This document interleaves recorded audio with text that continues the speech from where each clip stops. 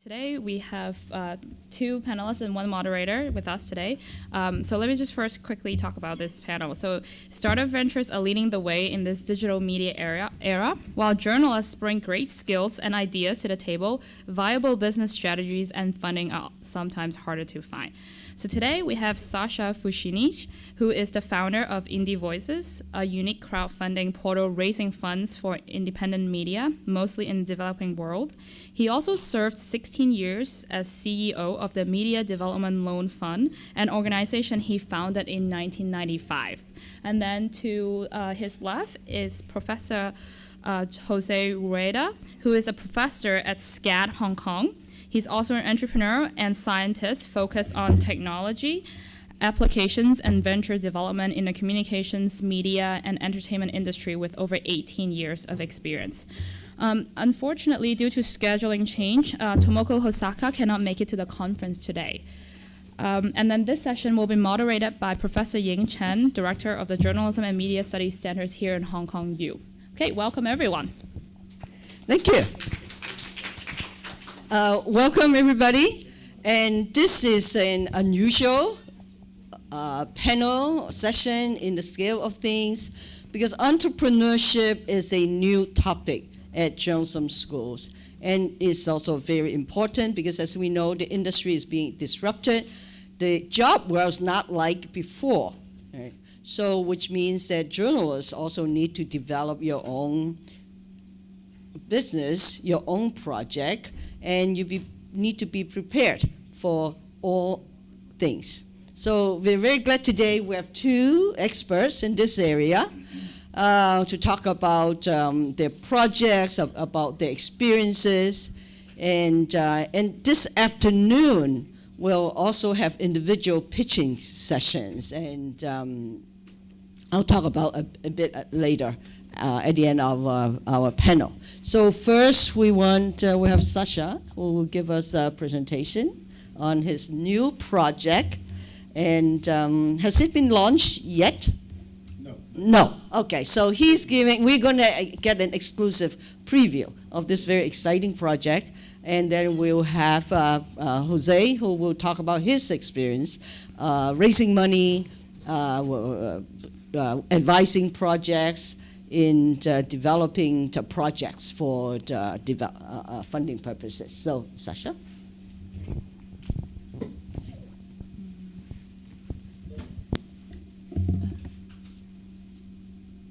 Okay.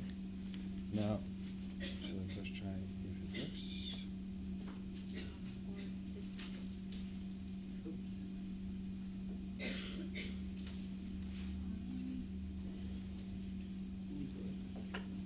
Let me do it. This is the classroom gadget, yeah? This one. Yes. Yeah, you need to switch. Just PowerPoint's up here? Yep. No. Is that right? Yeah, and we just go page up. Oh, page up. That's okay. good. That's Okay, excellent. Good morning. Either I'm too big or this is too short. Good morning again. I will start with a couple of facts about my previous life, about this organization called Media Development Loan Fund that I started in 1995. That was the organization that was meant to be the equivalent of what World Bank was supposed to be for the government's Media Development Loan Fund was supposed to be for independent media companies. And to make a long story short, it started in 1995. From 1995 until 2 years ago when I left, it gave more than $100 million in different forms of financing to independent media companies in 27 countries. There were more than 80 different companies that successfully won funding. Out of those 100 million, 90 million were in terms of in form of a loan. Total loss over 16 years was less than 2%, which is simply embarrassingly spectacularly good result. And I personally was lucky enough to be in a position to judge more than 200 different projects that seek financing. So I think that background is kind of important because it explains what I believe I will push as an argument is backed by not only as by academic knowledge, but I actually was seeing these things in real life. So here I go. You want to use one of these so you don't have to. Does it work? No. But that is built like height like me, not for you. Oh, you can use this. Oh, here. No, this one.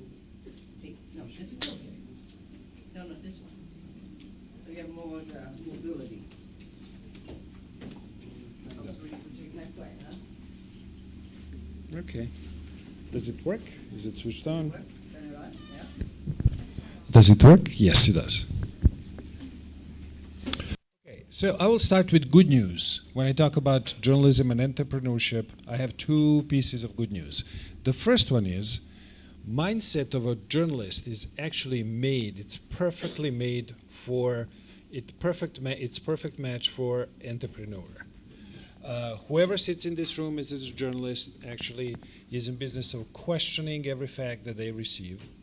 They're in business of asking a lot of questions. They never fall in love and stay in love with the same idea for too long a time.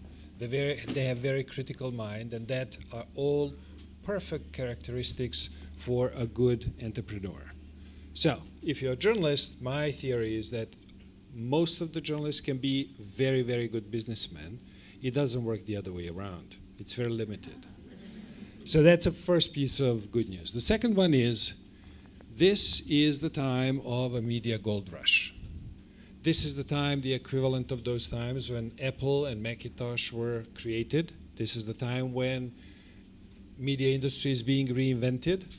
20, 30 years from now, your kids will be asking you, what were you doing in these fabulous times when big companies were being created?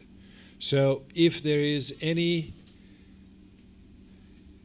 drop of entrepreneurship in you, you should actually be thinking about these days as a perfect time to start a new thing. So that's the good news. The bad news is there is no money. So the perfect time to start something, you have a great mindset, everything is lined up except there is no money. We'll go back to that. And I would say even probably worse than that is there is a lack of investment infrastructure. So when you look, and for one of my articles I did analysis comparing media industry with technology industry. Technology industry is incredibly successful because they have the whole list, they have the whole infrastructure, the whole network of organizations that help build that industry, and that is they have different incubators, accelerators, mentorship programs, seed funds, venture funds, investment funds, even specialized law firms, for startup companies, specialized legal instruments and infrastructure. They have different types of exit strategies, for the investors to understand how and when to exit. So there's this whole network of things that helps investor find a way to a good investment and actually get out of there. That does not exist for media yet. So those are two pretty bad pieces of news, and having these four kind of main things in mind, I thought that it would be interesting to resolve this first issue. There is no money, and to invent a new media investor. And that is how I come to my new project. Project is called Indie Voices. Has this cool logo. We just announced that we will be launching soon. You see a URL up there. The whole point of the project is, actually before I go there, I will advise you, if you go there, to see who are the advisors. I actually managed to, I think, attract incredibly spectacular group of smart people who are helping launch this. And this is how the website looks like. So we're trying to be clean, easy to understand, And the point is to do something that people call crowdfunding. I believe that most of you are familiar with crowdfunding. The idea of the latest estimation show that crowdfunding will this year attract more than $6 billion. I would like to think about our website and our new project as crowd financing, as opposed to different crowdfunding sites that mostly work with donations. We actually have a little bit more ambitious plans, but I will detail them later. I'm going to right now just run quickly through how the site looks like. This is Create Your Project. This is how it works, the explanation. These are some of the projects that are there. You see they are from Mozambique, Serbia, United States. For now, these are the initial investors. And now I want to talk a little bit more about philosophy and what the project is about. So the purpose is, the main question that people usually ask me is, what can you get funding for through this tool? And I would like to think that everything media would be a proper answer. Everything media means anything you can possibly imagine is a socially relevant media project. It can finance established and mature media companies. It can establish startup. It can fund startups. It can fund TV production, any kind of a content production, documentaries, photography projects, magazines, investigative. The topic, there will be each month, there will be a different investment topic. The first topic that we will open with will be investigative journalism in Latin America. So 7 investigative journalism centers will, each one of them have different projects. We will, I have a list somewhere of 11 countries that will start, when we open, we will have projects in Malaysia, Indonesia, India, USA, Mozambique, and 6 Latin American countries. As you can see, focuses on developing world. That is basically initially when I started the project, and until recently, my only goal was to actually have projects outside of US and Western world. But then my American friends convinced me that we should, as a side effect of the whole project, maybe fix media in US also, while we are in business. So we then expanded it to also include some of the US and Canadian projects. I mentioned that I would like to think about this project as crowd financing project instead of crowdfunding. Crowdfunding being only one type of financing that you can get. We plan to start with donations, so you will be able to just give $50 to somebody. You will be able to also give no interest loan, so you give $50, get $50 back. You'll be able to give loan with interest, so you give $50, I get 5% at the top of that back. There will be, as soon as that becomes legal in the US, which probably will be early next year, a possibility to buy fractional ownership of a media company. So I actually have lined up a couple of projects already who have this interesting idea of co-op ownership, and they would like to sell the equity to tens of thousands of people who are their former audience. And if you've noticed, one of the taglines we have is, why occupy media if you can own it? That is what we mean. That specifically in one reasonably big US city, there is a gentleman who wants to start a newspaper, and he would like to have 10,000 owners, and anyone who is actually registered to live in that city qualifies to be one of the owners, and that is how he wants to sell his equity. So that hopefully will be possible, and as soon as we make that possible, we will also establish some kind of a marketplace in which once you buy it, you will be able to sell it, and there will be some kind of a trading place for that.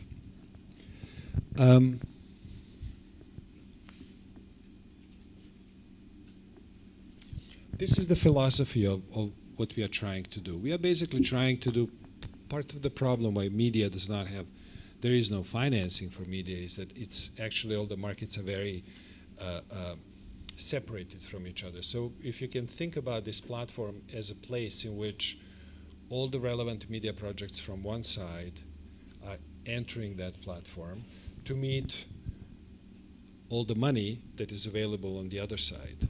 And that money is actually being created, the investor is being invented by turning and finding that investor in the crowd that used to be our audience. So that is the place in which you will, as if you're an individual investor, will be able to come and see 30, 40, 50 projects at the same time from any one of these countries in which we will be working. That would be a philosophy. This is the goal. We actually think that we will not stay alone in this business for a very long time, but we actually want to, once we establish that something like this is possible, we believe that a lot of other smaller crowd financing sites will be opened to cover smaller geographic areas. But I really honestly believe that this is going to disrupt the way that media is being financed today. One of the side effects of what we will be doing is we believe that we will actually reinvent media ownership. If you think how much time you spend in school and how much time you spend attending all these different conferences talking about new digital technologies and new digital newsrooms and how everything is changed, and there's not one thing that within the media industry is the same as it was 5 years ago. Actually, there is one, and that is media ownership. Last time anything changed in media ownership was in early 70s when some of these media companies went public. That was the latest innovation in that field. So what we are actually doing is we are cramming this whole new industry within the constraints of this very old analog ownership structure, which is either a family or which is a corporate ownership. We believe that once our platform is up and running, that it will allow that ownership also become digital, which means that it will, as entry barrier, will practically disappear.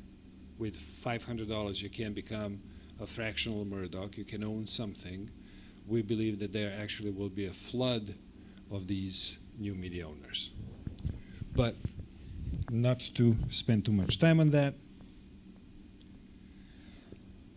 Here is different applications of our funding portal. So as I mentioned, it can be any new media project, any startup can actually be funded, as long as you can find enough support out there in the crowd to give you money. Old media, mature media companies can get different forms of financing. Change in ownership, I mentioned that. Journalism schools.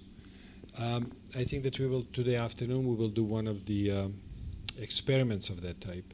But the idea is that hopefully journalism schools will understand that entrepreneurship is one of the basic, will become one of the basic elements of journalism education. And imagine the situation in which Hong Kong University at the beginning of school year say, commit to spend $100,000. That's not enough, but say $100,000 to fund 3 media projects, 3 best student-initiated media projects. That sometime, students go through different phases, go into business planning, analyzing. At the end of, say, semester, at the end of the year, they have a project. Each one of those projects gets to pitch. There's a team that selects 3 best. Those 3 get listed on our platform. Whoever manages to raise equal amount of money from the crowd get actually a media company at the end of the year. So that is one of the possible applications of the platform. Now, very similarly, it can work with different foundations or different institutional investors. You can make different combinations of Gates Foundation funding public health journalism in Western Africa, but only first 50%, the other 50% is matched by the crowd, or different other combinations can be put together for different types of funding of media. And I think I will leave it here.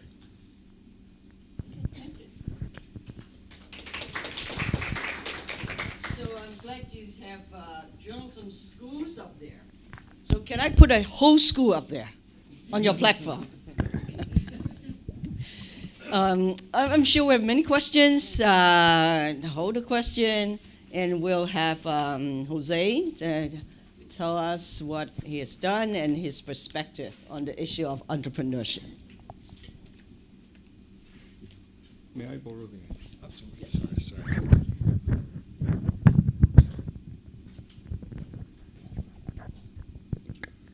Well, good morning. Great talk. Thank you, Professor Chan. I come from a different background, so I'm going to give you a bit of the context for my talk. And I'm going to share lessons learned in investment of media companies, particularly in your area, and digital companies as well. So I was a scientist, technologist, engineering kind of person. And I discovered one day that there was a very interesting analogy between a drill, making a hole in the wall, and why people needed the hole. So I was very much into making the drill until I learned that actually people don't buy the drill, they buy the hole. What you really want is a hole in the wall with particular characteristics and depth and so on. So I switched from making drills to thinking of the hole, meaning thinking why people do what they do and why somebody cares about what they do. So I got involved in an investment fund that raised money from the crowd in this case, but it was different in the sense that it was pension money. So people invested in their community by saying, if we put money in this fund, the fund will invest in companies in this community and help entrepreneurs and established companies and so on move forward, but there was a reason for it. It was about employment of the local community, and it was about ideas from the local community reaching the world. So it was really about investing in companies locally to help them get to global markets. So I got involved in that because I believed in the other side of entrepreneurship. It's not just the finance and controlling the money and managing the money, but it was how do you do that, the execution side. So in the fund, we had a lot of emphasis on doing things right, getting the right number of people, the right team, and so on. And the analogy that I like to use analogies, so I'll bring a few of those. The analogy that I used a lot was to be in the sport, you need to have the right number of people, the right positions, the right coach, all of that. So entrepreneurship is a sport. It's like going to a basketball tournament by yourself. You need a team of people. You need some experts to play the role. So in this case, in media, particularly in your area, we realized that people knew the content, people asked questions, but there was this other side. They didn't have the teams, they couldn't communicate with investors, and they couldn't reach the audience. So our objective was, once we had the money, it was finding those companies. It wasn't just funding anybody, but finding those companies that made sense. So it was about $120 million Canadian, funded about 35 companies. Some of them went into pharmaceuticals and other areas because that was the local environment. But a lot of those went into media, digital media, and so on. Then I specialize in games, in interactive media. So that's sort of my recent area. But I have some lessons for you. It's a bit dark, but I totally echo what Sasha said. There is a media revolution. There is mass media, niche media, digital media, interactive media. You hear it all the time. So I think people like yourself should ask the question, what does that mean and why? Why are we saying that there are opportunities? It's not just that trivial, because there is Facebook and there is other stuff to see what the opportunities are. And the opportunities are often not about reinventing or even innovating. It's about making things a little bit better. So understand what the professionals do. Why is a company like Facebook successful? What is the core value proposition? Why do people subscribe to Facebook? And I think you are uniquely positioned for that. as well as understanding the audience. Unfortunately, often we think of the audience as viewers, and Sasha mentioned that as well. But actually, they are participating. They are posting things. They are twittering. Some of you are taking pictures and twittering that you are actually here. And that's interesting. So what does that mean, and why do you do it? So the opportunities come from that. Now, media production and distribution has changed quite a bit. You can produce with your phone. We used to have studios with sound recording sessions and programmers and technologies, and now you need a phone, basically. And even if you run out of battery, you will borrow your phone or your friend's phone and still publish something, right? That happened to me recently. So I don't have my phone, I have to tweet something, so I borrow somebody's phone. So I'm still producing. That's interesting. Things are changing. So assume change. Assume that if your idea doesn't fit today, there may be a reason. The world may change very fast and fit in a few months, in 3 months, or who knows. But things are changing very fast. The second lesson that I learned on entrepreneurship is that it's a lifestyle.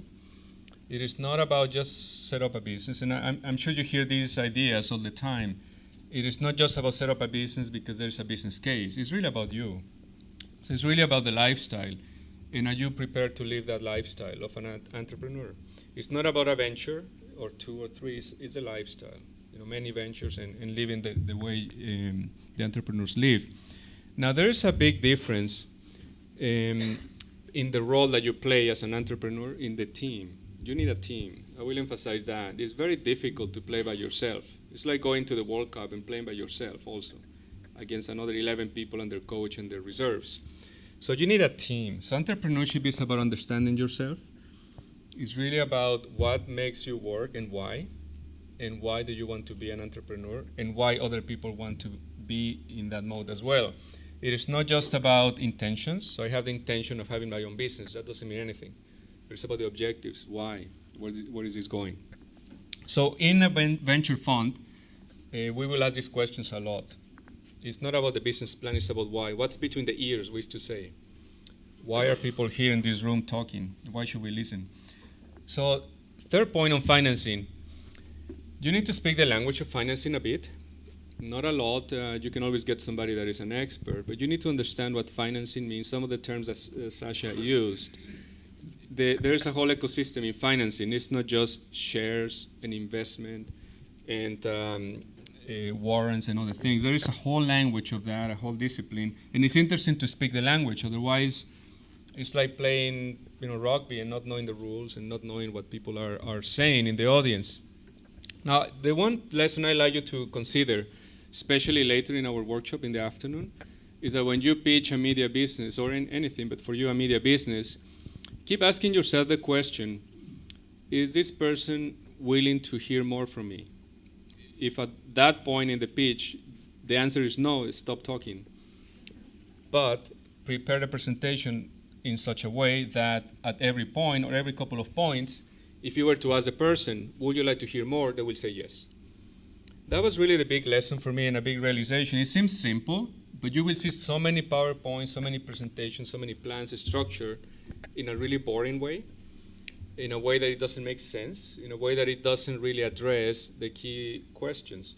So tell me first, why are you here? You say, I'm looking for $10 million to do this and that. Is that for you? If I say no, then don't tell me what the idea is. Why would you do that, right?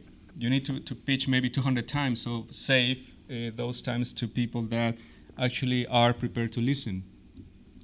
There is a big element of entrepreneurship as well that I wanted to mention to you. If in this lifestyle you can make $1, this is great. Recover the cost, make $1. Move on to the next venture. It's not always about what people think, IPO and driving Ferraris. That has nothing to do with it. Money and success comes as a result of doing things for the right reasons and believing in what you're doing. But if you can make $1, you will be a genius in your first venture. It's not that easy. So finally, on markets, there is a misunderstanding sometimes that you need to innovate and introduce something new that the world has never seen. And of course, if they have never seen it, they don't know if they should buy it. Maybe they don't trust you. Maybe they don't like it. Maybe you're scaring them with your new thing. But sometimes people want something to work better. just a little bit better. So sometimes what you need to be selling is what people buy with a little plus. Now, for some of us educated in universities and so on, sometimes media or projects are beneath our skills. But that's what people buy. Like if you think of Facebook, a lot of people in universities will think, well, that's gossip, who cares? I don't like it. It's $1 billion company, right? So if we talk about entrepreneurship, it's a question of understanding what people buy and sell what they are buying. Just make it a little bit better. So again, focus on the why, understand why people are buying, make it a little bit better, and focus on the team. Make $1, and more importantly, understand this lifestyle of entrepreneurship and the great opportunity ahead. So with that, back to Professor Chan. Thanks. Thank you. Get that lights on. Thank you. You do it. Okay. Great. Okay, we have a platform. We have the know-how, right? So what we need is projects, right? So before I open up to the floor, maybe I'll ask each of you a couple of questions. First is, what kind of projects will sell? It sounds, in the scale of things, right? We're not talking about Facebook, maybe, but digital media. So with the audience here, what kind of projects would be interesting and can attract money? You want to start first? Okay, I'm taking it. Give us your secret. Yes. To me, that's an easy question.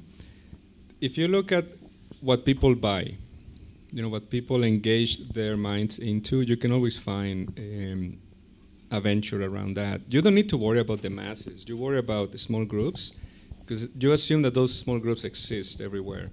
So I'm particularly these days interested in interactive entertainment and applications in other areas to make things a little bit more engaging. So I think anything in that area is sellable, is investable, and it is generally easy to launch.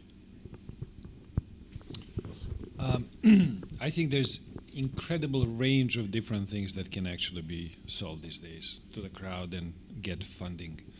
There was a Dutch project that recently raised more than 1 million euros.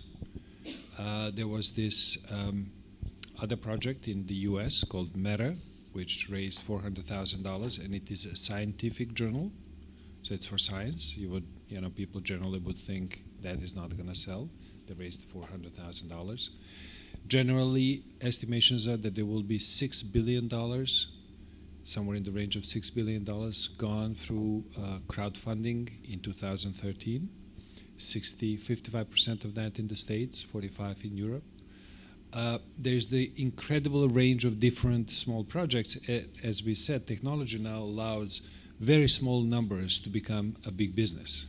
So if you have a targeted audience to a small number of people, I'm sure that everyone knows that outfit in New York with 6 employees won the Pulitzer Prize this year. So, everything has changed, and I think that there's incredible number of opportunities now that, for funding. And where would money come from? You mentioned crowdsourcing. You work with a fund. Can you be more specific? Where's the money? Well, I think that there are 4 different types of money. The first one is regular individual who is now through Kickstarter and other places investing $50 for yet another iPhone cover, right? How many iPhone covers does this world need? So I think that eventually they will stop funding iPhones and will start iPhone covers and will start funding something with meaning. So that's the first, in my mind, the first type of investors is that one. The second one is this category of high net worth individuals, which are now investing in different philanthropic causes. They do not have tools to recognize these. Until now, there were no tools and no places in which some of these media projects could actually be explained to them and displayed. And I think that will become a serious source of funding. Family offices, foundations, and one that I really count on very much, which is media companies. I had some preliminary talks with a big Canadian media company which understands that their corporate social responsibility actually is to support other media companies in less fortunate parts of the world, and they're willing to commit certain amount of money on their own, but they're also willing to try to convene all the media companies in Canada to create a fund that would be supporting media companies outside of Western world. Now, if you think about Canada, Sweden, Norway, there's a pretty big number of those companies that can, be put together. So I think that money can be found. Yeah, I'd like to add to that. Of course, I agree with that. There's an article in The Economist that highlights Hong Kong as second in the world in terms of venture money for new ventures. So this particular spot in the world is particularly well suited for new ideas. Now, the difficulty is that you have to give the people with the keys to the vault a better plan than a mall, because a mall is well understood. Building with condominiums is very well understood. People know how to invest in that. People know how to capitalize that kind of investment. And most of the time, the plans for a media company don't match in quality. But this particular city is, as a city, it's a very large capital market, second sometimes to US and Israel only, and they switch back and forth. So where is the money? In this city in particular. Ask one more question. I'll open up to the floor. Yes, there's money in Hong Kong, right, as Jose says, but it seems that people in this town, they don't love the media, especially the news media, that much. They maybe, or there's a love-hate relationship with the media. Do you see that? You think it's still possible to raise money in Asia, in Hong Kong, for the media? Yeah, let me take that one first, Sasha. Yes, people in this town know business, clearly. So you need to see it from a business proposition, and that's it. Secondly, this is not a market, it's just a city. So, in North America, we don't think, again, as Montreal as a market at all. So the market has to be bigger than Hong Kong, obviously, in a plan like this. Whereas a mall, you think of the local market. So the mentality of pitching a mall in a condominium tower, pitching a media business doesn't work, obviously. So in Hong Kong, we have that problem. That it's not that people hate the media, it's people don't like a bad pitch. Yeah, I would just add to that a little bit of a general view. Media generally was never less regarded. It was never trusted less than it is these days. If you read Pew researches on trust is on all-time low, and I actually think that's the great chance. Because when, I think that media probably touched the bottom because there's no way lower. And I believe that people will start investing in something that they will trust. So if I were to start a media company, I think if I would, the only thing that I would want to sell is that trust. So that is one point which I think is important. The second one is I would connect this amount of money that is available for media with general regard for press freedom in that place. I would compare this place with Singapore. Singapore being probably either equally affluent or maybe even a little bit higher on the average. I don't think that there is too much money to be invested in media there, because Singapore does not recognize, or how shall I want to be very precise over here, I don't think that respect for press freedom is generally recognized there as something that is valuable for that society. Therefore, they do not think that investing in press freedom makes sense. I think that some places that are not as wealthy but have higher regard for press freedom are actually a better chance to raise money for this cause. Okay, thank you. Trust, press freedom, connect those dots. Okay. Questions? Okay, wow. Alan, Vincent, and then we'll go there to here. Okay, Alan. Question for Sasha. I'm not familiar with the idea of crowd financing, but basically, I'm guessing that you get people, you get people with projects to solicit via online, right? And then people in the crowd, these are people who can be anybody, online, then they can make a choice how much, if they're interested in investing, right? That's correct. That's correct. Okay. Now, in your new business, how would you be number one guarantee? I guess you don't guarantee anything. You're a portal. You present the information. One is people with projects. The other one is people make a choice of whether or not they want to invest, right? But it's when people invest, how do they make sure that there's guarantee that they will get their money back? And what role do you play in your business in helping them to ensure they get that back?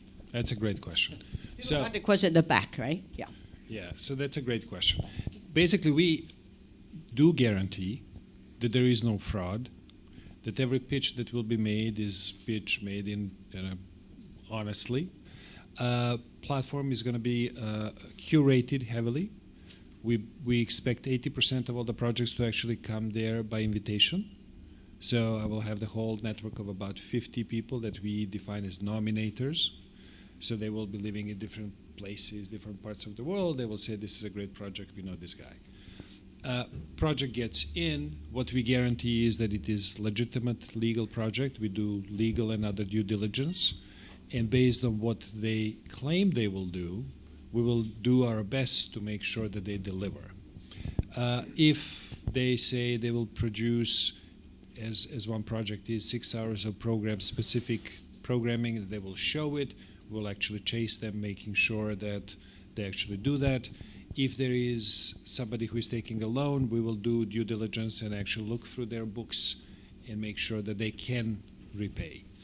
The plan is that we will be guardians of the platform for the first year. And then the plan is to leave this, to transfer this guardian role to people who were already on the platform. So once we have these 7, I spent about 3 months working on these 7 investigative journalism centers in Latin America, and probably 4 or 5 I knew from before. Once we put them all on the platform, they get funding. Basically, we will not let anybody on the platform before those 7 say, we actually know these people, we guarantee they're okay. So it's a kind of self-policing mechanism, because it is in nobody's interest to allow fraud on the platform. But just a follow-up. The businesses do go out of business. In fact, 9 out of 10 businesses that launch go out of business. And so how do you prevent that from happening? It's difficult, right? Yeah, so that's why I said bona fide, right? So they make an honest pitch, and they do everything they are supposed to do bona fide. There's always a management risk. There's always different types of risks. If you invest in Citibank, or if you invest in any other bank, there is a risk that you may lose your money. So nobody can avoid that risk. But we are trying to minimize that. And actually, I'm working on this for 2 years. Last year, working only on legal aspects of this thing, because we are actually offering something to a general public, and regulators are very, very sensitive about that. Okay. Vincent? We don't have a roaming mic, so if you're in front, you can speak the microphone or speak louder if you're in the back. Thank you. My name is Vincent Kwan. I have been in the venture capital industry before. So I guess maybe I'm not going to kind of pour cold water onto your head, but I guess the capital providers, they are really looking for return on the money that they invest in you. And one of the first kind of things that they will be asking is what is the business model? What kind of products that you're going to sell? And then as you have mentioned, there is no kind of a ready finance infrastructure in the media industry yet, unlike in the case of the film industry, when you can really have a really very concrete kind of project, a script, and also you have lined up a lot of things like the director led by the and then with movie stars coming in and so on and so forth, and then you can actually pre-sell. In other words, so you can have futures. You can sell to the regional distributors and so on. There is a fully set up kind of well-defined sort of a fundraising process in specific industries. But in the case of the media services, it is really brand new. Of course, I like new ideas. But on the other hand, you probably need to really convince the potential fund providers to what exactly you really want to do in terms of the business model, how you're going to catch all the eyeballs. And then, for example, one of the revenue streams could be, say, advertising. And what sort of news that you're going to kind of put up onto your portal, for example. And, basically people will be asking a lot of questions like this. And also your management team, your capability, and how you're going to, bring all these kind of things together to make it a viable business model. And, I'll be more than happy to kind of learn a bit more from both of you as to, whether, there could be some potential for you, making a breakthrough. But in the meantime, I'm still a little bit skeptical. So, it is basically a more comment than, a question. Nothing very specific, but, I think you really need to learn a lot about what you plan to do first. Okay, words of caution. We have a question there. And Johnny, yeah? But I will be also very looking forward to learning from you, how to set up those things. Is this working? Yeah. My name is Anjani. My question is, and it's kind of a follow-up to this, is how much in the, you mentioned Inside Climate News earlier, and you look at models of, say, ProPublica, which is essentially a non-profit news startup. How much of this, in this part of the world especially, how much value is there on social return? Because a lot of these things are pure donations, pure just, here's X million dollars, go do good reporting, do good investigative reporting. And how much in this part of the world, especially in, Jose, you mentioned Hong Kong, there's a lot of, there's money or there's capital.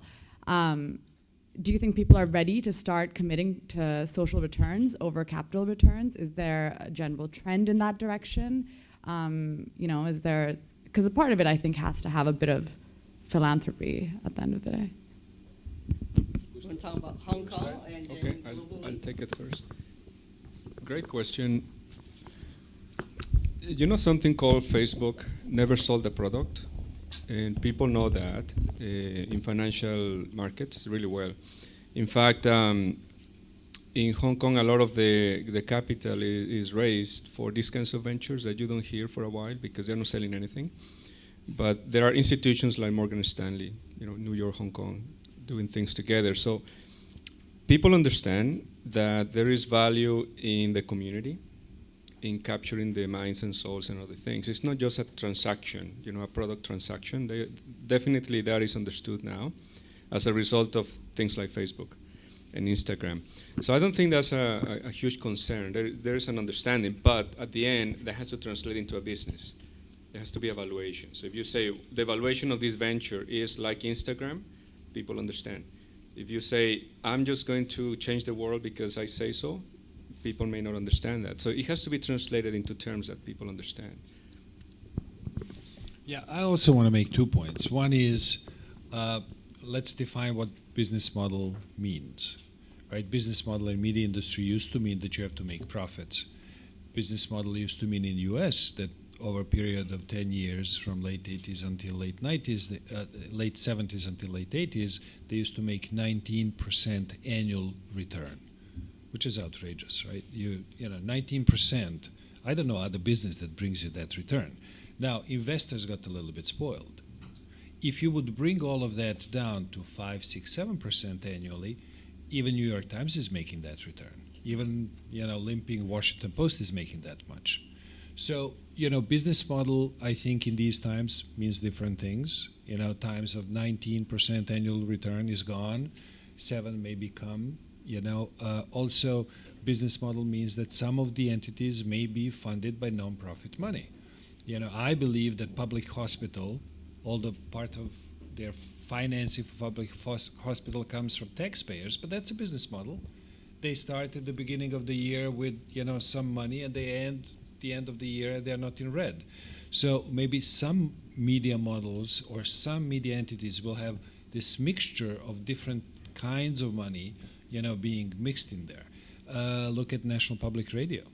They do that for, 30 years. They get part of funding from the government, part of, individuals, part of this, part of that. So they put it somehow together. So that would be one part of the answer. I think that we have to start thinking about business model, something that is much wider than just making simple profits. Point number two is there's this huge movement towards what is now called participatory economy, which includes impact investing, which includes returns that are not 10-15% a year, but much smaller. And now if you would go to HSBC and ask them to give you 7% annual return, you can't get that. And I'm sure that some of the projects on my platform will be giving 7%. So if you look, in those relative terms, it's like incredible return, right? 7%. 4 years later, no one would turn around. You would not, go down on the street to pick up 7%. So I think in between these two big trends, media has great chance. Let's have a question at the back. She raised her hands early. Yes. Should I wait for the mic? You can run. This is a question for Sasha. I wanted to ask you the process that you went through in order to come to your idea for Indie Voices. Was there a light bulb moment where you realized this is the kind of project that I want to go into? Or could you tell us a little bit about how you came up with the idea? Yeah, it was reverse engineering. It was actually literally, I started with that question that I had, and I have even a presentation how I came to that. And how do you invent money to get into independent media specifically? I put in there into this kind of juice, into mixer blender, I put in there everything from participatory economy and impact investing and all of that new money that is coming out. And what comes out in different things, and what comes out is it's something that resembles crowdfunding, as that is obviously a unexplainably popular trend. And I think that's the only way how we can invent this new money and get it in to pump it in. I was reminded we have 4 minutes left. So over there, wow, I can see a lot of interest. Yeah, shoot, come on. Make your question short and sweet. And we go to May because she's from Myanmar. So. Well, thank you. My question is for both gentlemen because I really want to know what kind of people that you think that can start up a media company or a media organization. Because traditional journalists, the skill set that we packed with is not enough, right? The reason why I want to ask Professor Jose is that do you think journalists should be packed with the skill of coding and technology? There's a hot debate about this. And in terms of you're going to create an interface that change the way that people perceive information and news. That's it. Great question again. No, you can hire those people. So what you want is to not focus on the skills, but focus on why you do it. And understand things such as, profit doesn't mean making money and buying things. It means excess cash, excess capital. What do you do with that? So it's really a question of expertise and experience, but more importantly, guts. And it's a question of bravery and arrogance even, believing that you can do it. And then hire all of those people with the skills. Very shortly, I think that anyone can be an entrepreneur.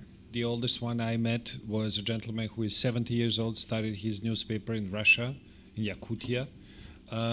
There were some 19, 20-year-old kids, anything in between. So I think it's a mindset. So you are either brave to try or you don't try. It's very simple. Just to add to this, I think that you should take a course of coding. I think that it is important that you understand that they don't scare you when they come to you and tell you what is possible, what is not possible. I don't think you should be actually coding, but you need to know the basics so that you are not taken for a ride by those guys who know how to do it. Okay, May, make it short. I don't think we can. Yeah, okay.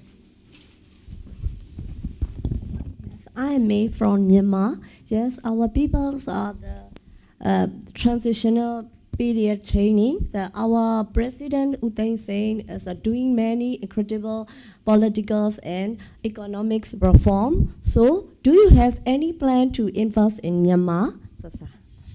Thank you. Yes. Yes.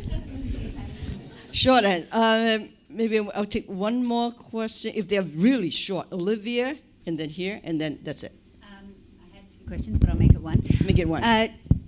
To what extent do you have to be careful of this sort of funding tipping the balance into advocacy instead of journalism and straight reporting? Maybe we have this question too. Quickly. Sorry. Hi, I'm Rachel Liu. I actually started a site called Tea Leaf Nation, and that covers China. And it's I think it's a new media site, and I'll be excited to present that later on today. But my question from an entrepreneur's point of view is that how much control how much strain is attached to whatever money in terms of editorial control, what goes on the day-to-day operation of the company? I'll start that. So, from an investor perspective, we don't want to run the company unless you're not doing a good job.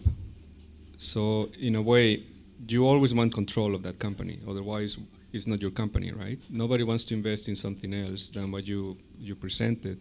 So you have to take control. Anybody that wants to take control of your company is kind of shooting themselves in the foot because you are the one doing the work. So from that perspective, walk away if the investor wants to take control of the company. But conversely, it's your job, so do it well. Yeah, I would agree with that. Nobody actually wants control of company. What we will insist on the platform, and what in my previous life I did is, you don't want editorial control. You want people to be responsible and do exactly what they were doing before, not to get worse, not to slide into what you were saying, this, propaganda type of a thing. You have a 30-second answer to the issue about advocacy. Advocacy, I don't like it. I don't think it belongs to journalism. I think we should avoid it at any cost. But time's up. But the 2 gentlemen, you'll be around. Jose will be around. Sasha will be around. Actually, there's also a session in the afternoon. If you have brilliant ideas or stupid ideas too, right? Because that's where the good projects come from. Sign up for the pitch, right? Wendy would have the details, right? I think the details are on the site or announced outside. It started in the afternoon, right? 2:30, and the. Oh, so Anjali's you're in charge. Okay, so people can sign up, and they will be around to answer questions and discuss more of these issues. And let's give them a hand. Thank you very much.